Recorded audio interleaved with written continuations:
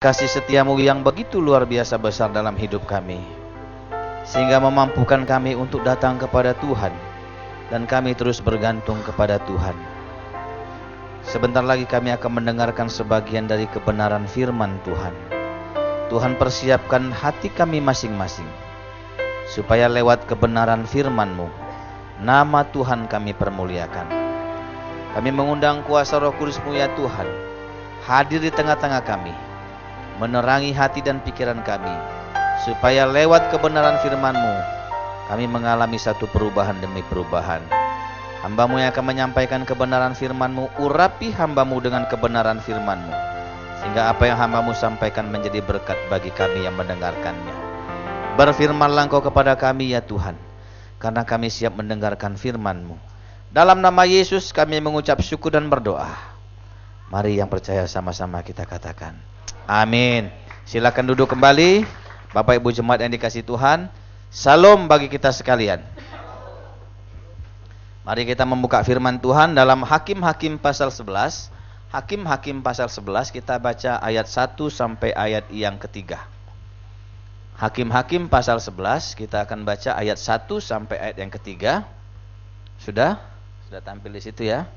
Mari kita baca bersama-sama. 1, 2, 3. Adapun Yefta orang Gilead itu adalah seorang pahlawan yang gagah perkasa, tetapi ia anak seorang perempuan sundal. Ayah Yefta ialah Gilead. Juga istri Gilead melahirkan anak-anak lelaki baginya.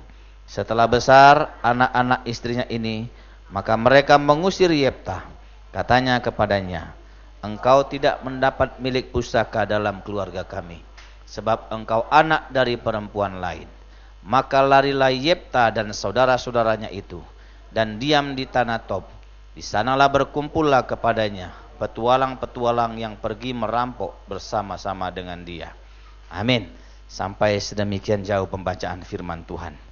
Saudara-saudara, hari ini kita akan bicara tentang hidup yang dipulihkan oleh Tuhan. Saudara, dalam bacaan tadi dikisahkan bahwa Yefta ini punya masa lalu yang begitu kelam. Apa masa lalunya? Dia anak dari Gilead yang saat itu ayahnya menghampiri perempuan sundal. Maka lahirlah orang yang bernama Yefta. Saudara-saudara, ketika semua saudara-saudara Yefta mengetahui akan statusnya, akhirnya Yefta diusir dari lingkungan keluarganya. Saudara, ketika dia diusir, timbullah luka batin di dalam dirinya. Apa luka batin? Dia pergi ke tanah Tob. Di sana dia berkumpul dengan perampok-perampok. Saudara-saudara.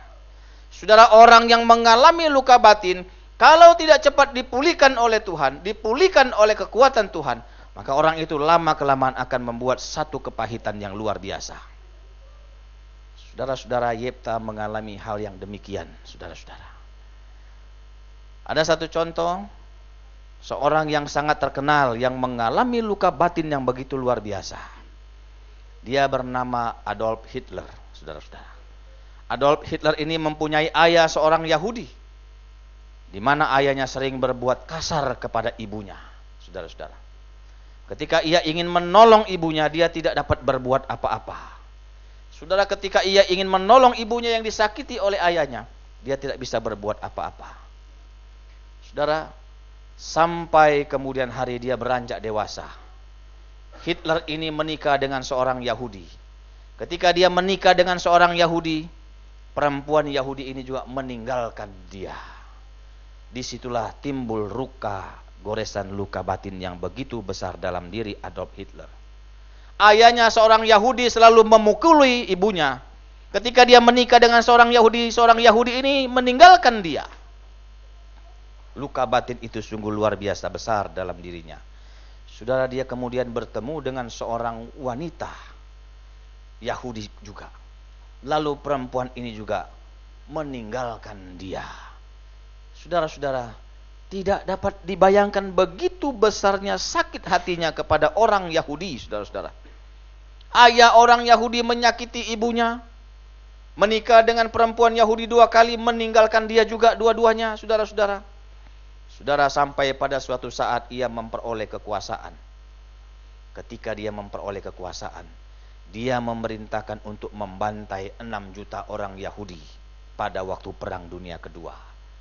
Saudara, ini dilatar belakangi oleh rasa sakit hati, luka batin yang begitu besar dalam dirinya.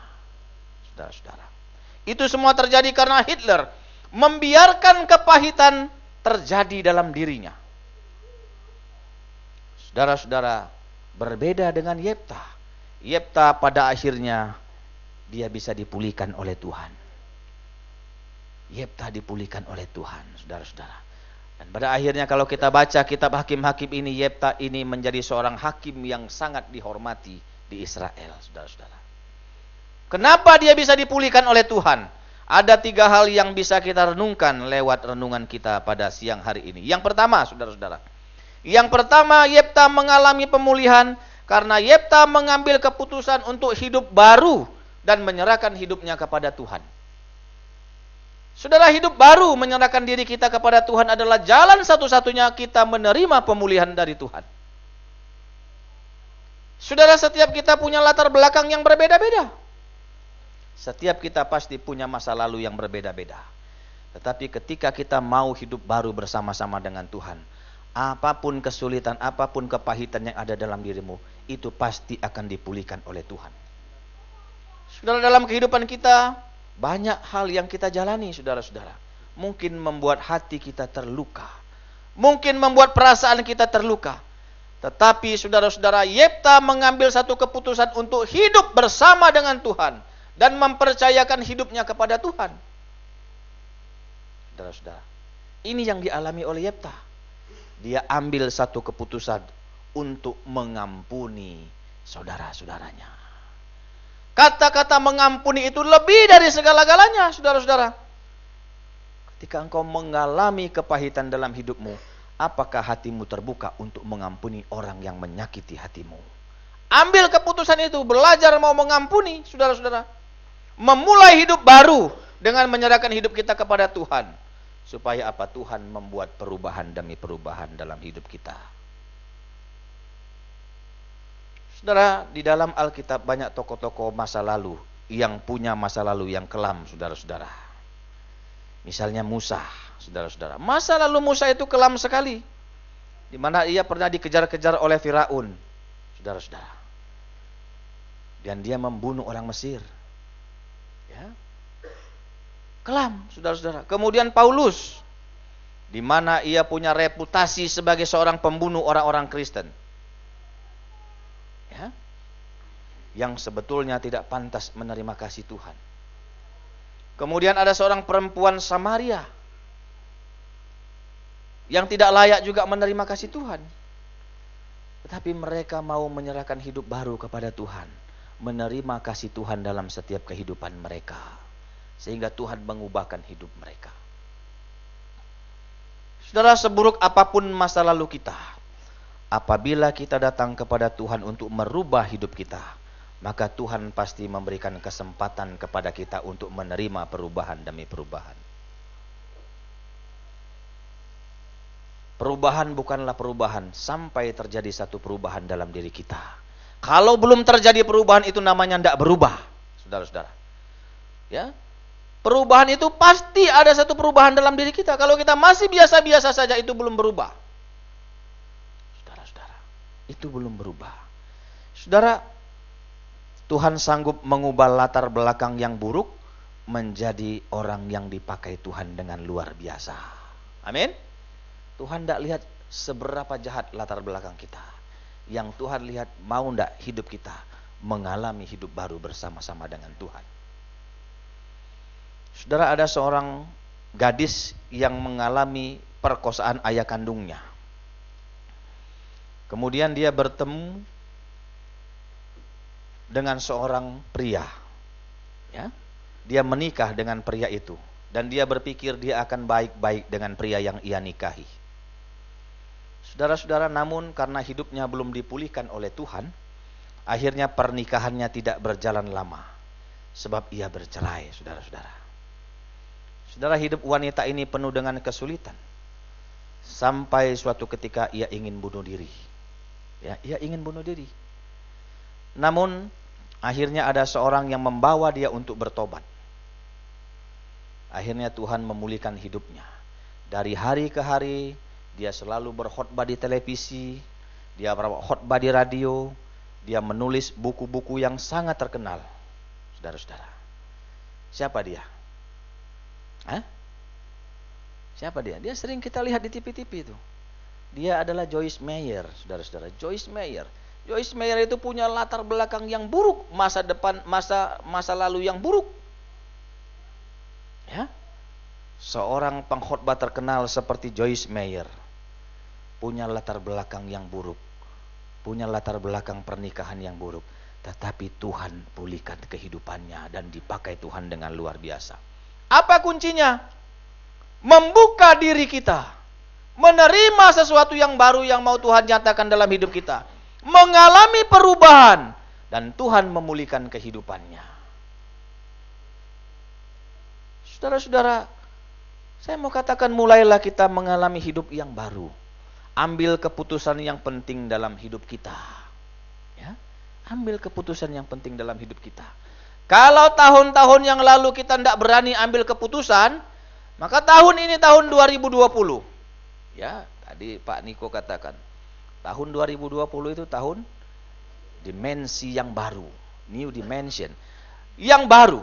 Dimensi itu artinya dari segala sisi kehidupan kita harus mengalami satu perubahan. Tidak ada yang tidak berubah.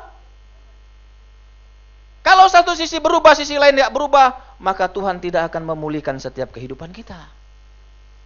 Dimensi yang baru artinya segala aspek hidup kita mau kita ubahkan bersama-sama dengan Tuhan. Bukan hanya setengah-setengah. Ini yang mau Pak Niko katakan kepada kita jemaat GBI. Tuhan mau nyatakan itu kepada kita. Tinggal apakah kita mau menerima panggilan Tuhan itu dalam hidup kita. Sehingga kita menerima sesuatu yang baru dalam hidup kita. Saudara, Yefta membuka dirinya. Membuka hatinya seluas-luasnya. Untuk menerima sesuatu yang baru yang mau Tuhan nyatakan dalam hidupnya. Jangan tutup diri kita. Tapi mari terima panggilan Tuhan dalam hidup kita. Itu yang pertama, saudara-saudara. Yang kedua, saudara-saudara. Apa yang dilakukan oleh Yefta sehingga dia memiliki pemulihan yang luar biasa di dalam Tuhan. Yang kedua, Yefta mengandalkan kekuatan Tuhan. Ya. Mari kita baca dulu Hakim-Hakim 11 ayat 11. Satu orang baca, boleh ditampilkan Hakim-Hakim 11 ayat 11.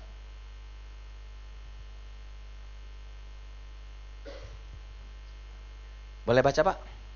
Ya, silakan, Pak. Hakim-Hakim 11 ayat 11. Maka Yefta ikut dengan para tua-tua Gilead, lalu bangsa itu mengangkat dia menjadi kepala dan panglima mereka. Tetapi Yefta membawa seluruh perkaranya itu ke hadapan Tuhan di Mizpah. Ya. Dia membawa seluruh perkaranya itu di hadapan Tuhan. Artinya dia tidak membawa kekuatannya sendiri, dia mengandalkan Tuhan. Ya. Saudara, dia menyadari kalau mengandalkan Tuhan pasti ada jalan keluar. Kalau mengandalkan kekuatan sendiri, persoalannya nggak ada jalan keluar. Amin. Mari andalkan Tuhan. Yefta tidak mengandalkan kekuatannya sendiri, tetapi dia melibatkan Allah dalam seluruh aspek kehidupannya. Ya. Hari ini saya mau katakan kalau belum ada doamu yang dijawab oleh Tuhan, sampai saat ini saya mau katakan engkau belum melibatkan Allah dalam seluruh aspek kehidupanmu, tapi engkau masih mengandalkan kekuatanmu sendiri. Mari libatkan Tuhan dalam hidup kita. Apa yang Tuhan mau kerjakan itu pasti di luar akal logika kita. Bagaimana caranya? Mari kita minta pertolongan Tuhan. Lewat apa? Lewat doa kita. DNA-nya kita apa? Restorasi Pondok Daud itu sudah luar biasa itu. Doa, pujian, dan penyembah. Doa, pujian, dan penyembahan, tidak ada cara lain. Saudara-saudara, Tuhan mau kita melakukan itu. Doa, pujian, dan penyembahan. Itulah kekuatan kita sebagai orang percaya. Tidak ada cara yang lain, saudara-saudara. Dan Yefta melakukan itu, saudara-saudara. Ketika dia melakukan itu, Tuhan mencurahkan kuasanya dan kekuatannya kepada Yefta untuk memerintah sebagai hakim.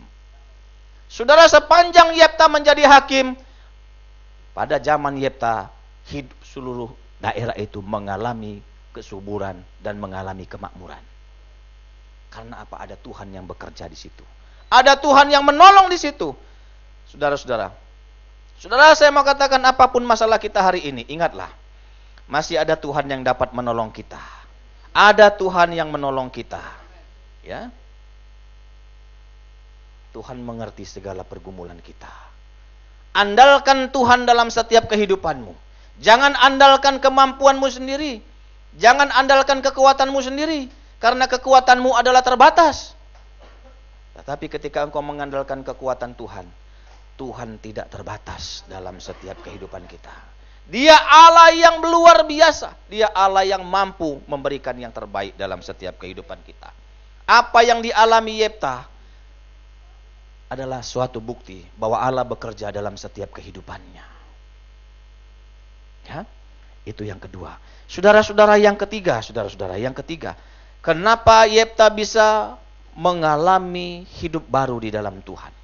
Saudara yang ketiga, Yefta mengatasi pergumulannya dengan tekun. Saudara-saudara, mari kita baca dulu Hakim-Hakim pasal 11 ayat 32 dan 33. Pak, boleh baca, Pak? Hakim-Hakim pasal 11 ayat 32 dan 33. Silakan, Pak, ya. Hakim-Hakim 11 ayat 32, demikian firman Tuhan. Kemudian Yefta berjalan terus untuk berperang melawan Bani Amon, dan Tuhan menyerahkan mereka ke dalam tangannya. 33. 33, ia menimbulkan kesalahan yang amat besar di antara mereka, mulai dari Arul sampai dekat Minit, 20 kota banyaknya, dan sampai ke Abel Keramim, sehingga Bani Amon itu ditundukkan di depan orang Israel. Iya, saudara-saudara, ada satu kekuatan yang luar biasa. Lewat apa? Lewat satu ketekunan Yefta. Tekun. Ya. Di sini kita melihat bahwa Yefta melakukan peperangan itu sebanyak 20 kali pertempuran.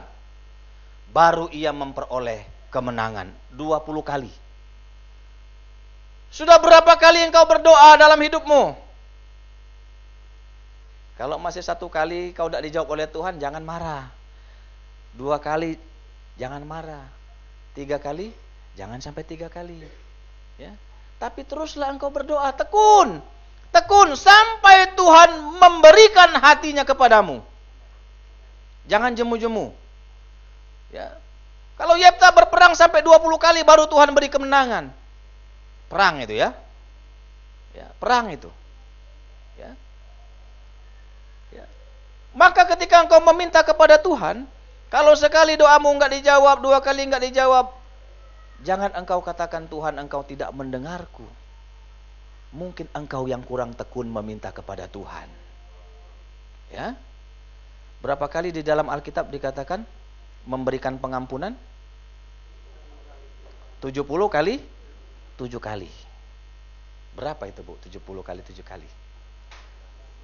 Artinya enggak terhingga lah gitu ya. Tidak terhingga, ya. Tidak terhingga itu banyak, artinya banyak. Ya. Nah, Tuhan mau kita seperti itu. Ketekunan itu tidak bisa diukur dengan berapa kali kita berdoa meminta kepada Tuhan. Tapi apakah kita punya hati sampai kita mau Tuhan itu hatinya tersentuh oleh doa-doa kita? Ya, saudara-saudara.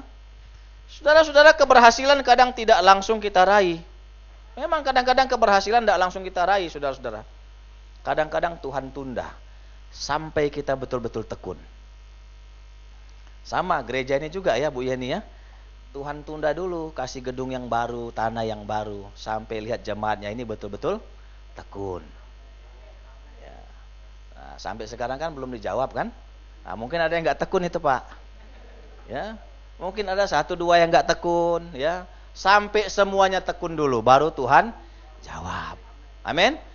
Makanya kepada Tuhan itu tidak bisa diprediksi keberhasilan itu. Kadang-kadang Tuhan tunda karena Tuhan ingin melihat ketekunan dan kesetiaan kita. Ya. Ya. Einstein mengatakan bahwa 2% kesuksesan yang kita alami itu karena inspirasi. 2%. 98% kesuksesan terjadi karena kerja keras. Benar nggak, Pak? 2% itu karena inspirasi. 98% itu karena kerja keras. Itu kata Albert Einstein. Ya. Jadi Kerja keras itu yang paling banyak, 98%. 2% hanya inspirasi. Ya, taruhlah Pak Gembala sama Bu Gembala, 2% lah inspirasinya mereka. 98%-nya jemaat, kerja keras jemaat. Ya. Kerja keras jemaat. Ya. Ya, jangan dibalik, 98% gembala, 2% jemaat, itu terbalik. Ya. Memikirkan jemaat yang besar, ya nggak mestilah gembala harus berpikir itu. Kan gembala sudah banyak pekerjaannya. Ya. Jadi biar kasih 2% sajalah. Bapak dan Ibu gembala kasih inspirasi aja. 98% kerja keras jemaat. Itu artinya apa? Jemaat diajak untuk tekun. Tekun berdoa, tekun bergereja, tekun memberi, tekun melakukan segala sesuatu untuk pelayanan di tempat ini. Amin. Saudara-saudara, ingat, ya, bahwa Tuhan lebih ingin membentuk karakter kita daripada membuat kita menjadi orang yang berhasil. Karakter kita Tuhan bentuk. Sebab karakter itu akan membawa kita kepada kekekalan, saudara-saudara. Saudara, dalam 2 Korintus 11 ayat 23 sampai 27 di sana mengisahkan tentang Paulus dan pelayanannya. Paulus ini sangat gigih dalam pelayanannya sehingga dia dipakai oleh Allah dengan luar biasa. Tantangan demi tantangan dihadapi oleh Paulus. Rintangan dihadapi oleh Paulus, tapi dia tetap tekun kepada Tuhan. Ya, dan Tuhan selalu memakainya dengan luar biasa. Saudara, masih banyak cara jalan menerima kasih karunia Tuhan. Asal kita mau tekun kepada Tuhan. Saudara, Yefta melakukan ini, dia tekun. Dia tahu dengan ketekunan maka jabatannya sebagai hakim akan membawa keberhasilan demi keberhasilan. Saudara-saudara, orang yang tekun pasti akan menerima janji Tuhan yang luar biasa. Maka tekunlah engkau berdoa.